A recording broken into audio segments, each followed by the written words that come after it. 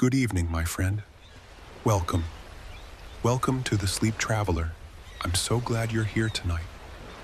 Wherever you are in the world, whether you're tucked into bed, lying on your couch, or settled somewhere quiet, I want you to know that this moment right now belongs entirely to you. The day is done. Whatever it brought you, it is finished now. And all that remains is this: a little stillness, a little rest, and tonight, a journey. Tonight, we travel to Florida, to the long golden coast of the Sunshine State. We'll be traveling by minivan, just you, the open road, and the slow waking world as dawn begins to arrive. There's no rush. There's nowhere to be. You are simply here, and the road stretches out ahead of you, quiet and wide. But before we set off, let's take a few moments to arrive fully in your body, to let the day fall away completely, like a coat you've been wearing for too long. We'll take a breath or two together, and then our journey will begin. So if you haven't already, make yourself as comfortable as you possibly can. Let your arms fall softly by your sides. Unclench your jaw, let your shoulders drop, and take one slow, long breath in through your nose and let it go. Good. Again. Breathe in. Feel your chest and belly rise gently, and breathe out, slowly, all the way out. Let your whole body soften into whatever is beneath you right now. The mattress, the cushions, the floor. Feel the support of it. You don't have to hold yourself up tonight. Let it hold you. Once more, breathe in and breathe out. Wonderful. Now I want you to notice your body from the feet upward. Begin with your toes. Can you feel them? Let them relax, one by one, curling very gently inward and then releasing. Feel the warmth spread through the soles of your feet, up through your ankles, into your calves. Let your legs feel heavy, beautifully, pleasantly heavy, as though they are sinking softly downward. Move your awareness up through your hips, your lower back. If there's any tension there, breathe into it and let it go. Feel your spine lengthen very slightly against the surface beneath you, each vertebra settling, easing, resting. Your chest softens, your shoulders melt, your hands are warm, heavy, still, and your face. Let your forehead smooth. Let your eyes rest gently behind their lids. Let your mouth be slightly soft. There's nowhere to go, nothing to do, only rest. You are safe, you are warm, and somewhere in your imagination, the engine of a minivan hums quietly to life. The sky outside is still dark, but just barely.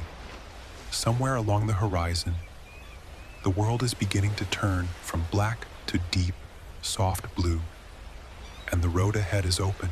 Let's go. It's 5:47 in the morning. You are sitting in the driver's seat of an old minivan. Not too old, just worn in the right way. The kind of van that has lived a little. The seats are a faded gray blue, soft from years of use. And there's a small crack in the corner of the dashboard that someone has covered with a sticker of a sea turtle. You don't know who left it there, but you like it. The van smells of warm upholstery and a hint of something sweet, maybe the remnant of a peach eaten yesterday. Maybe just the way the morning air in Florida carries a faint sweetness no matter where you are. You breathe it in and find it comforting. Outside, the parking lot of a small motel sits completely still. A lone lamppost throws a pale orange circle onto the asphalt. There's no one around.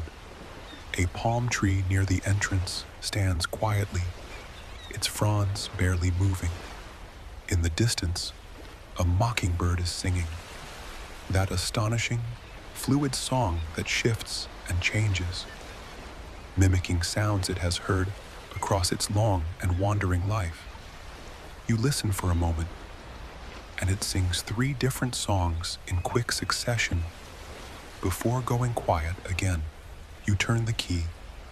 The engine wakes with a low, steady rumble. The dashboard lights glow softly, blue and amber and green. The fuel tank is full. You have nowhere to be until evening, and the coast is only 15 minutes east. You pull out of the parking lot slowly, your headlights sweeping across the road ahead.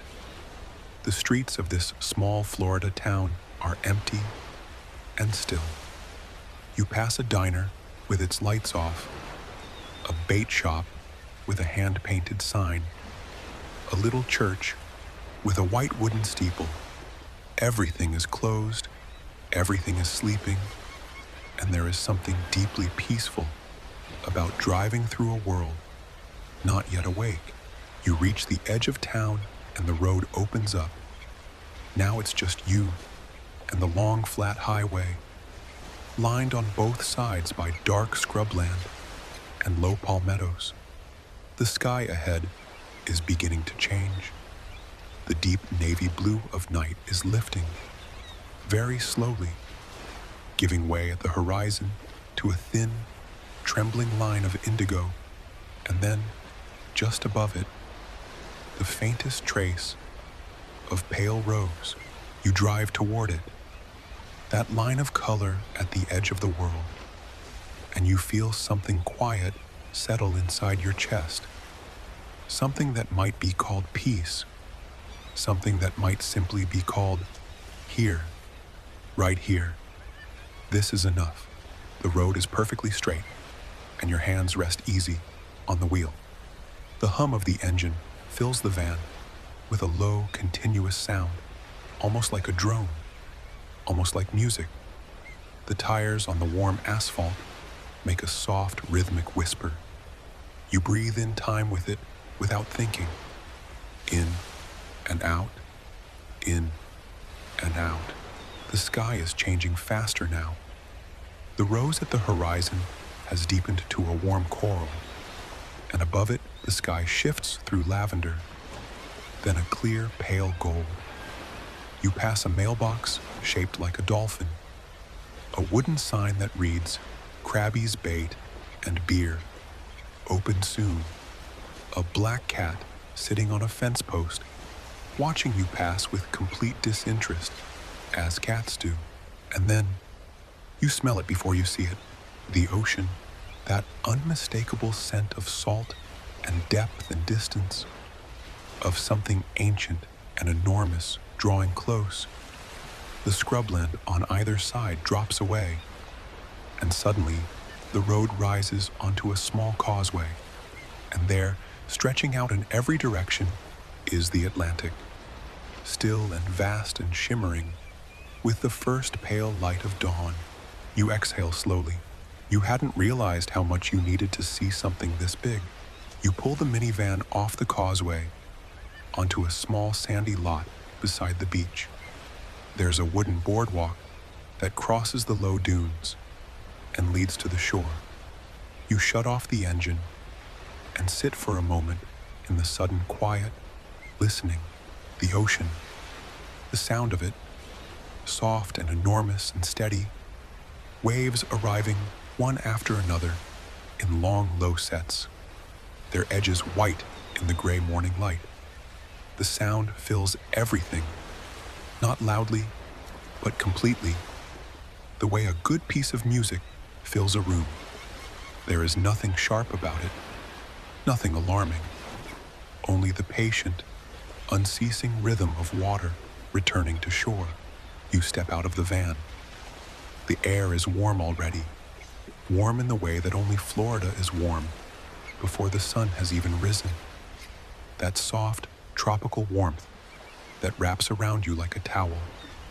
You slip off your shoes, and hold them in one hand, stepping onto the boardwalk, and the old wood creaks gently beneath your feet. The sea oats on top of the dunes sway in the lightest of breezes.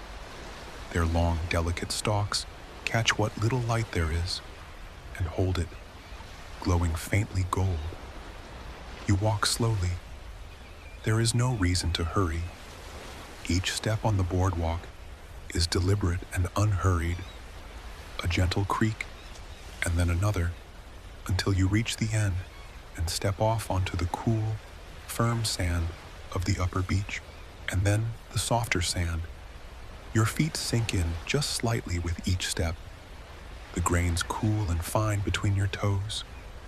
You walk toward the waterline, toward the sound, and as you do, the sky ahead of you continues its slow transformation. Now the horizon is on fire, not the violent fire of a storm, but the gentle fire of arrival, a deep, glowing amber along the waterline, fading upward through orange and pink and peach, all of it reflected in the wet sand at the water's edge, so that the whole beach seems to glow from below as well as above. You stop at the line where the waves reach. The water slides up and covers your feet with a whisper, cool and gentle, and then retreats. You stand there as the sun breaks the horizon. First a sliver, then a half circle, then the full, burning globe of it, lifting free of the water, impossibly bright at its center, softening to amber and gold at its edges. You don't say anything. There's nothing to say. You simply watch. A brown pelican glides past, just above the surface of the water, riding some invisible column of air with absolute confidence. Its enormous beak tucked back, its great wings barely moving. It passes without acknowledging you, because it does this every morning, because this is its world, and you are only a visitor, a welcome one.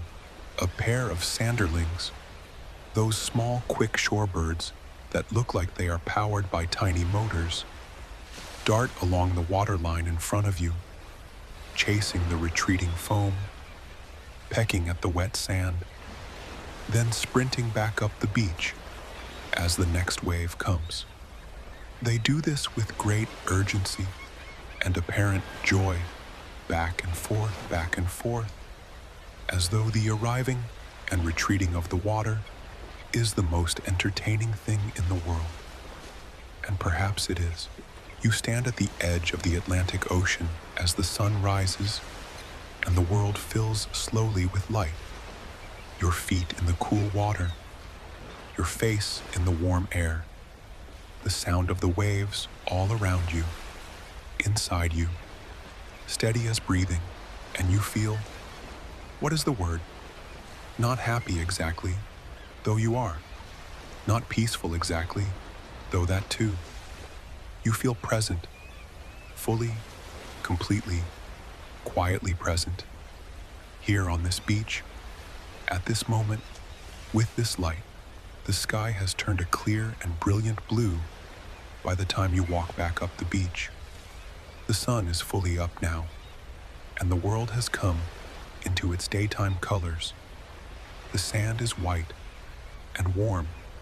The water is a shifting spectrum of green and turquoise and deep navy at the horizon. Somewhere behind the dunes, a laughing gull cries out, that wild, delirious sound, and then goes quiet. You return to the minivan, brush the sand from your feet, and get back inside. The seat is warm from the rising sun. You lower the windows a little. The ocean air moves through the van like a kind thought. You sit for a moment with your hands in your lap, doing nothing, going nowhere. It is the most rested you have felt in a long time. You start the engine and turn south. The coast road runs alongside the ocean, and through your open window, you can catch glimpses of it between the sea grape trees. and the low scrub, flashes of turquoise, slivers of white sand, the occasional stretch of open beach where someone has already set up a single chair and a small umbrella and sits reading in the early morning light.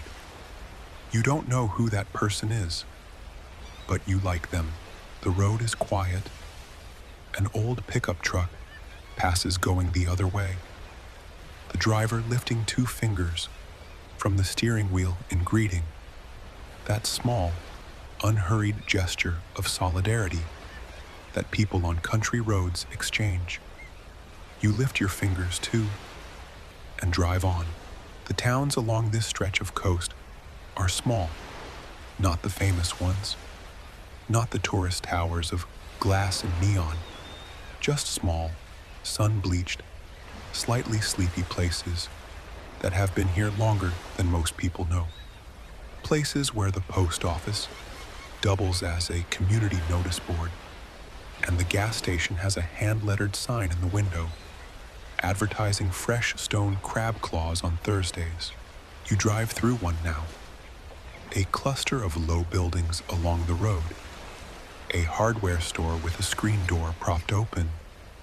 A beauty salon called the Clipper Ship. A small restaurant called May's with 4 plastic chairs on a concrete porch and a chalkboard sign that reads, "Breakfast all day. Hominy grits, the real kind." You pull over because hominy grits, the real kind, is not something you drive past. Inside, May's is exactly what it looks like from the outside.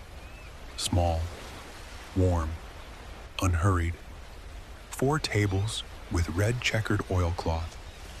A ceiling fan turning slowly. A counter with 6 stools. 3 of them occupied by men in fishing hats who are not talking to each other, but are sitting in the easy, comfortable silence of people who have known each other for 30 years. A television mounted in the corner shows a weather map of the state with no sound. A woman who must be May, or perhaps May's daughter, or May's granddaughter, or someone who has simply been here so long that the name no longer belongs to any one person, appears from the kitchen and sets a mug of coffee in front of you before you have asked. It is black and strong and exactly right. You wrap both hands around it and look out the window at the road. The grits, when they come, are extraordinary. Not fancy, not dressed up, just slow-cooked, stone-ground corn with butter and a little salt, served in a white bowl with a piece of toast on the side. You eat slowly.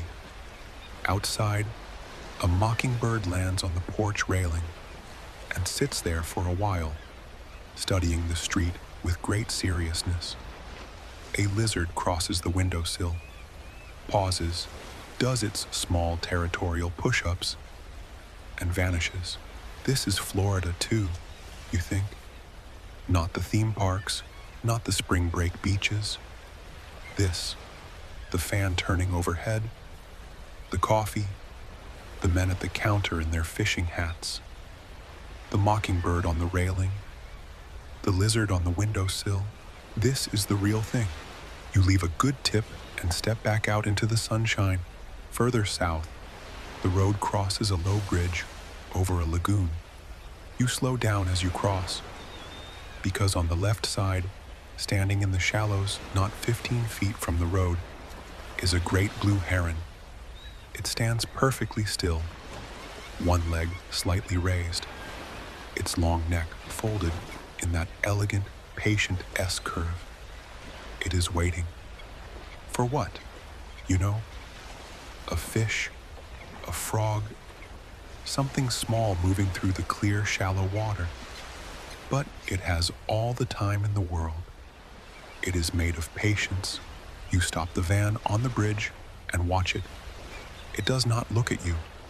It continues its vigil with complete absorption, as though waiting is not something it is doing so much as something it is being. You try to adopt a little of that stillness yourself. You let your breath slow. You let your eyes rest on the still surface of the lagoon. The water is extraordinary, clear at the edges over white sand, shifting to pale green, then a deeper teal toward the center, where it's too deep to see the bottom. The mangrove trees line the far bank in a dense, tangled wall, their roots rising from the water in arched, interlocking networks, like the clenched fingers of 1,000 hands holding the land together.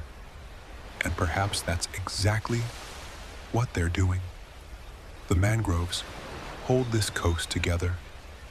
They are the nurseries of the sea, the sheltered, brackish places where small fish and shrimp and crabs spend their earliest weeks before venturing out into the open ocean.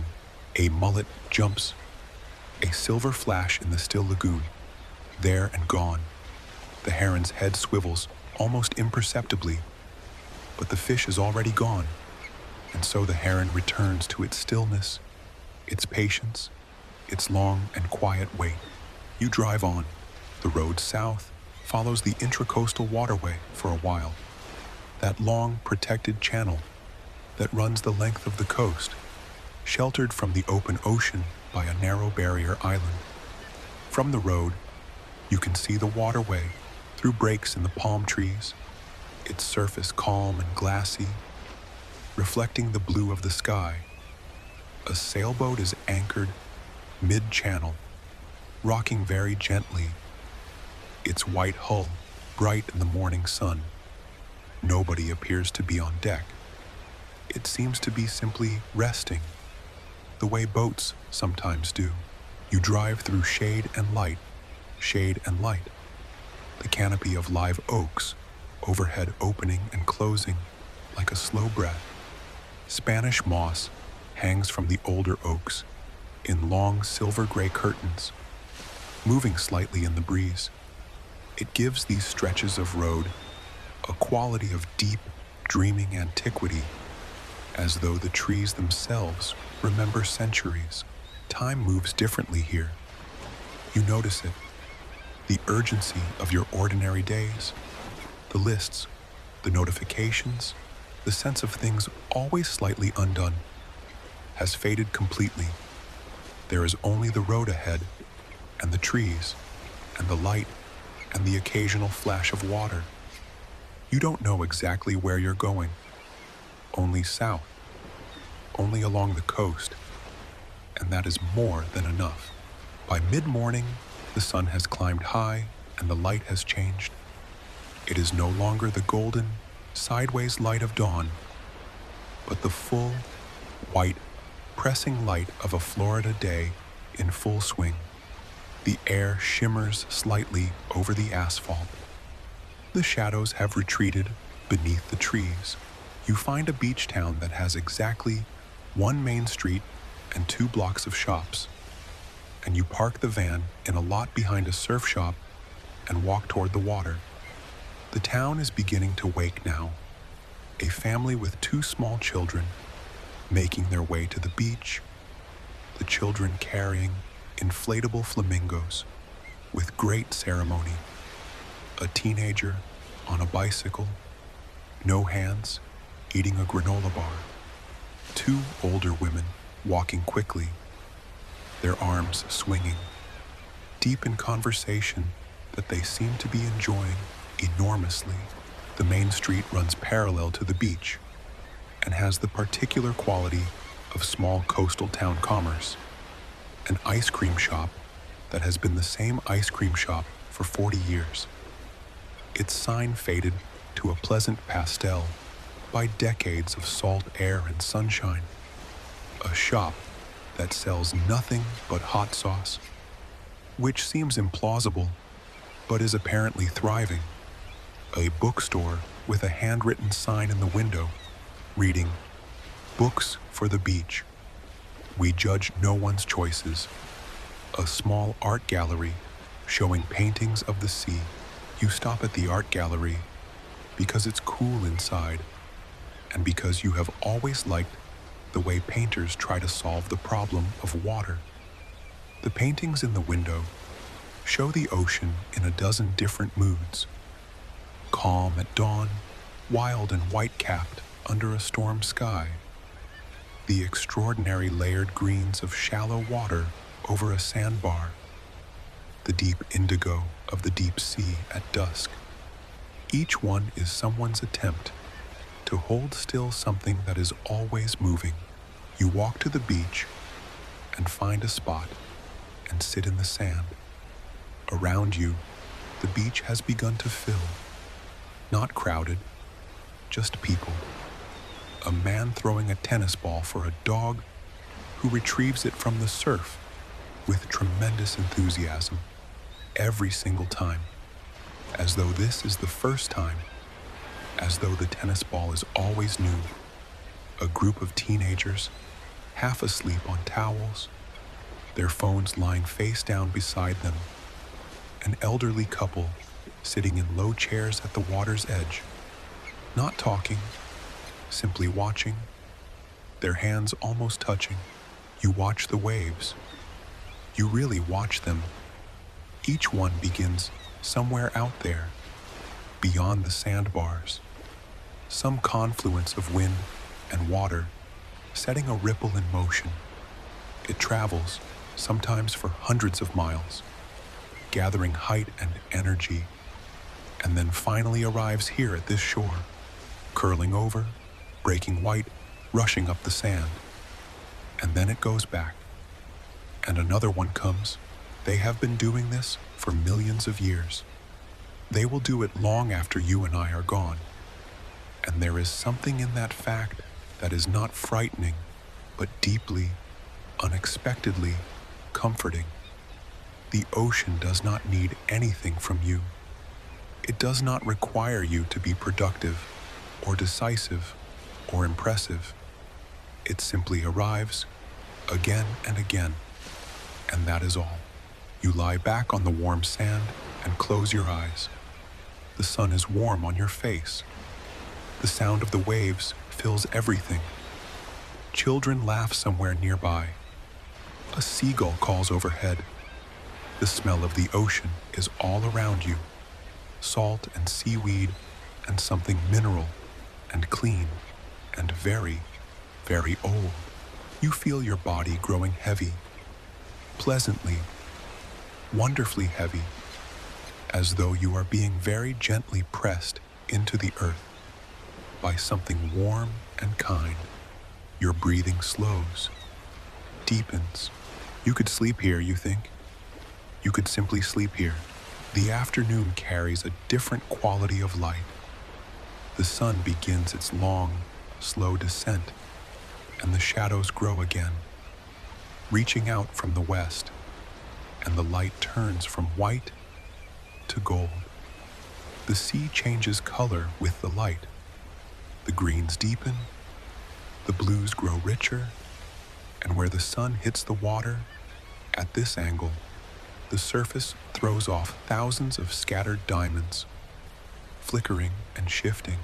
You're back in the van, driving south again, slower now. The road here is lined with sea grape trees, those extraordinary plants with their enormous round leaves, thick as leather, each one a deep and particular green, some edged with red. Their roots reach beneath the sand and hold against the wind, and in late summer, they produce clusters of small purple fruit that the birds adore.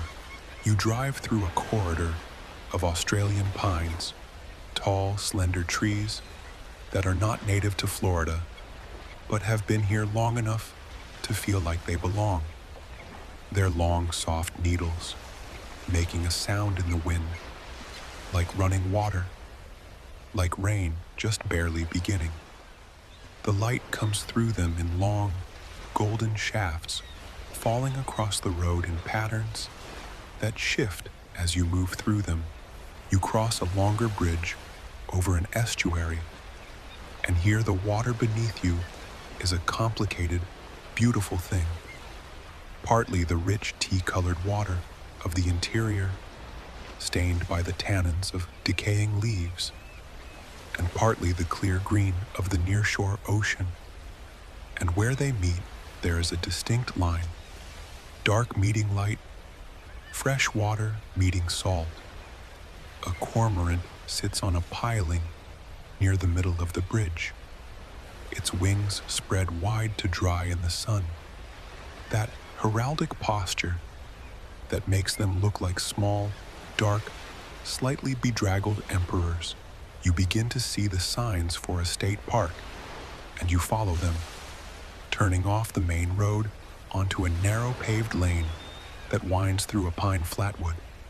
The pines here are tall and widely spaced, and the ground beneath them is a carpet of wiregrass and palmetto, and the whole landscape has a quality of great openness, despite being in the middle of a forest. Gopher tortoises have dug their distinctive burrows in the sandy soil at the edge of the road, and you slow down as one crosses slowly and with great dignity in front of you, its ancient face utterly serene. You park at the end of the lane and walk out to a beach that is quieter than the ones you've been on all day. This is a park beach with no shops, no lifeguards, no music, just the sand and the water and the trees behind you. Footprints in the sand, but no people visible. Plovers running along the water line. The sound of the wind in the pine needles behind you. That almost rain sound. You sit near the water and watch the afternoon light do its work on the ocean. This is one of Florida's unreported gifts. The quality of its light in the hours before sunset, when everything turns warm and cinematic, when even the most ordinary beach looks like the ending of a beautiful film. A loggerhead sea turtle has left its tracks up the beach and back. Though you've missed the turtle itself by hours, it came last night, you realize, reading the wide double tracks and the disturbed sand above the tide line where it dug its nest. You stand at the tracks for a moment, thinking about that ancient creature hauling herself up this beach in the dark, as her ancestors have done for 100 million years, as she herself has done for decades. You feel, standing here, that particular and specific awe that comes from encountering deep time. Late afternoon becomes evening in the way that Florida evenings do, not gradually, but all at once, as though a decision has been made somewhere. The light turns deep amber, the shadows grow long and soft, the temperature drops by just enough to feel like a gift. You find a place to watch the sunset, a small fishing pier that extends out over the water, its planks salt-weathered to a beautiful silver gray. A few people scattered along its length, with lines in the water, their backs to the shore, their faces to the western sky. You walk to the end of the pier and lean against the railing and watch the sun go down. This is what the evening has been moving toward. The sun descends with remarkable speed once it gets going, and the sky puts on a display that has been quietly building all day. The clouds low on the horizon catch the light and begin to glow.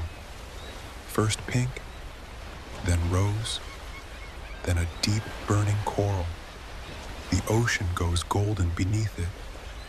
The reflections tremble in the small waves.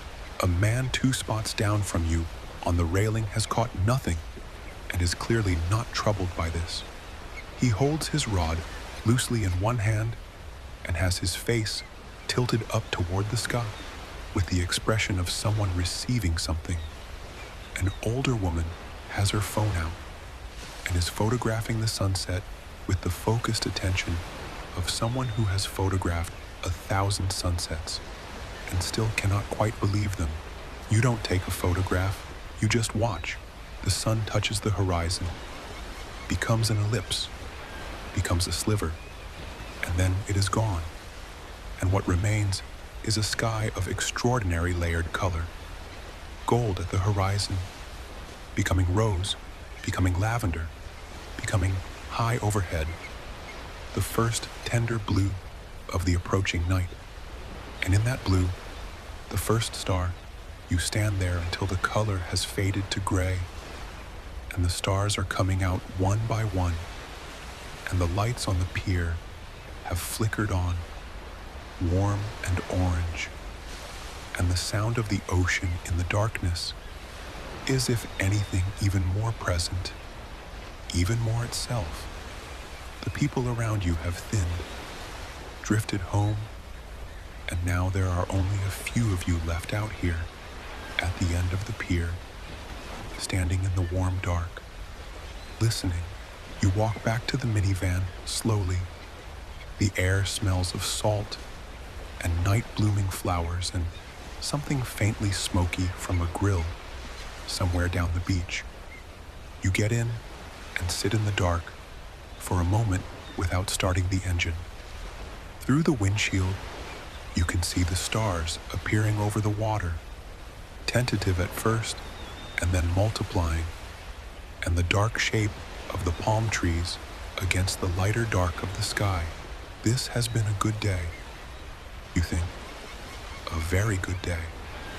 Not because of anything grand or remarkable, because of grits and a great blue heron, because of a pelican gliding 3 inches above the water, because of the turtle's tracks in the sand, because of standing at the edge of the Atlantic as the sun came up and feeling, for a few minutes, the simple, enormous gift of being alive and present on this beautiful, salt-edged, sun-warmed coast. You start the engine one last time. The van hums. The headlights come on. The road south is dark and quiet and straight, and you follow it gently, without urgency, toward the place you'll sleep tonight. And as you drive through the warm Florida night, the windows down, the ocean nearby and invisible in the dark, the stars overhead moving slowly as the earth turns, let yourself begin to go. Let the story dissolve. Let the road dissolve. Let the minivan and the heron and the salt air and the turtle tracks in the sand dissolve into something softer. You have traveled far today. You have been present and open and attentive. You have let the world show itself to you. And now it is time to rest. Feel the weight of your body, the warmth of wherever you are lying. Feel the surface beneath you, solid, reliable, supporting you completely. You don't have to do anything. You don't have to go anywhere.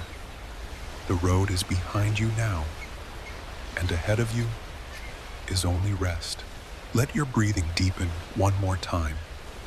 In, slow and full, and out, long and complete, and again. In and out, in and out. The sound of the ocean is still with you, somewhere behind your eyes. That patient, endless sound, wave after wave after wave, arriving and retreating, arriving and retreating. It has been doing this since long before you were born. It will do this long after. And right now, in this quiet moment, it is yours. Let it carry you. You are safe. You are warm. You have seen beautiful things today. The sun rising gold over the Atlantic. The heron standing still as carved stone in the silver shallows. The pelican riding the air with that impossible, ancient grace. The little diner with its checkered oilcloth and its strong coffee and its real grits. The turtle's tracks in the sand telling a story of deep time and patient return. The sunset burning coral and rose above the fishing pier. The first star appearing in the fading sky. These are the gifts of the day. Hold them gently as you drift, and now your body is very heavy. Your limbs are warm and still. Your breathing is slow and even and perfect. The thoughts that come to the surface now are soft ones, barely thoughts, more like the edges of dreams. Let them come. Don't hold them, and don't push them away. Just let them move through you. Like waves, the music will continue now and carry you the rest of the way. Drift. You have earned this rest.